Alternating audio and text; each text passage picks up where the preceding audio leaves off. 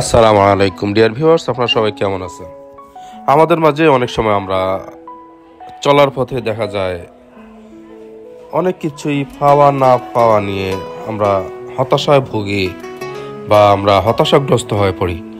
আসলে একটি বিষয় কি জানেন, আমরা সকলের চিন্তা করা দরকার যে আমরা যেটা হারিয়ে ফেলেছি সেটা আসলে আমার ছিল না, সেই জন্যই আমি সেটাকে হারিয়ে ফেলেছি।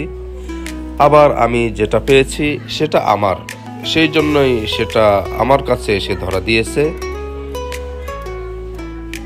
সেই জন্যই সেটা আমার হয়েছে। আসলে ঠিক সেভাবেই আমরা যেটাকে হারিয়ে ফেলি সেটার আফসোস না করে যেটা পেয়েছি সেটাকেই যদি খুশি মনে বরণ করে নিয়ে আলহামদুলিল্লাহ বলি, তাহলে সেটা আমাদের সকলের জন্য মঙ্গল হবে এবং আমরা সার্বিকভাবে ভালো থাকতে পারবো।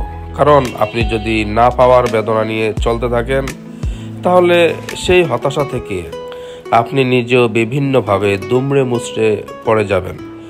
আপনি যদি অল্পতেই হারানোর ধাক্কাটা সহ্য করতে না পেরে আপনি দুমড়ে মুচড়ে পড়ে যান, তাহলে সেটা আপনার জন্য আসলে চরম ক্ষতির কারণ হয়ে দাঁড়াবে।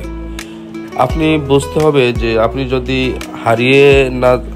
হারিয়ে যাওয়ার বেদনাটা সহ্য করে সামনের দিকে এগিয়ে যেতে পারেন, তাহলে সেটা আপনার জন্য ভালো কিছু বয়ে নিয়ে আসবে এবং সেটার বদৌলতে আপনি সামনে আরও ভালো কিছু পেতে পারেন।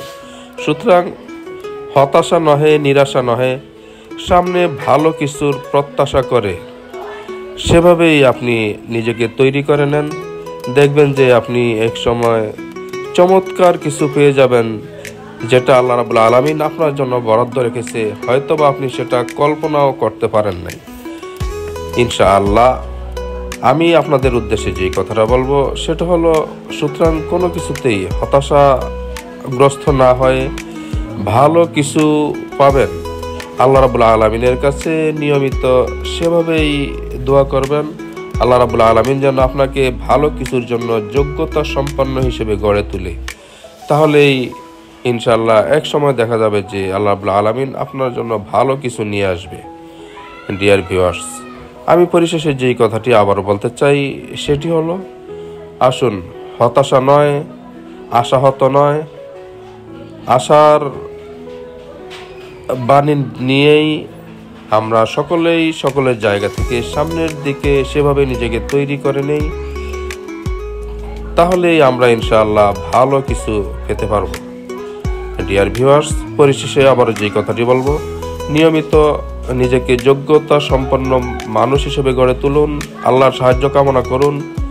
আল্লাহ যেভাবে আমাদের জন্য ভালো কিছু তৈরি করে রেখেছে সেটা যেন আমরা পেতে পারি, সেজন্য আল্লাহ রাব্বুল আলামিন আমাদের যেন সর্বদা সবর করার সেই শক্তি দান করেন, এ প্রত্যাশা রেখেই আজকের মতো এখানে শেষ করলাম। আসসালামু আলাইকুম, ফি আমানিল্লাহ।